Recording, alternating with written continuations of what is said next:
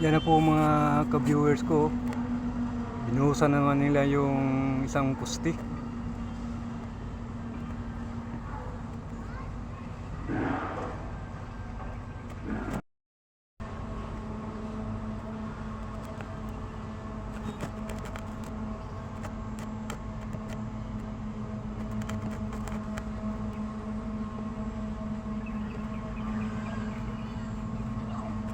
Yan na po.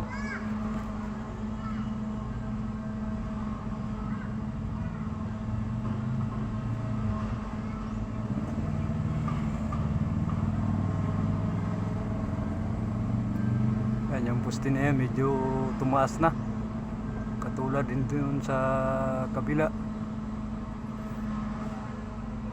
Pataas ng pataas yung puste nila.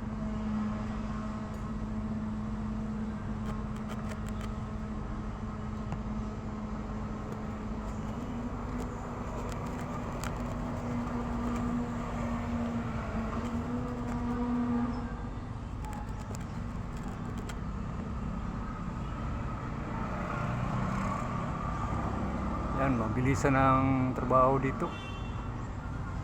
Day and night ang trabaho dito eh. Masipag ng mga Chinese workers at saka itong mga kababayan natin, mga Filipino workers, masipag din.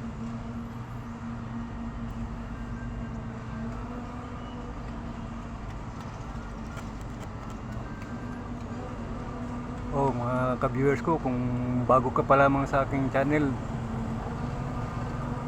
paki-subscribe na lang, saka paki-pindot na rin yung notification bell para updated kayo sa mga bago kong videos. Salin nyo na rin yung like and share.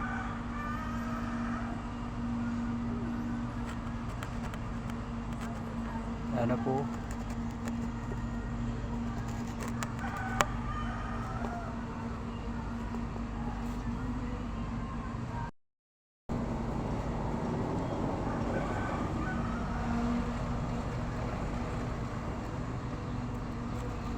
pagkatapos niya magbuhos, sa kabila na naman yan ang trabaho nila.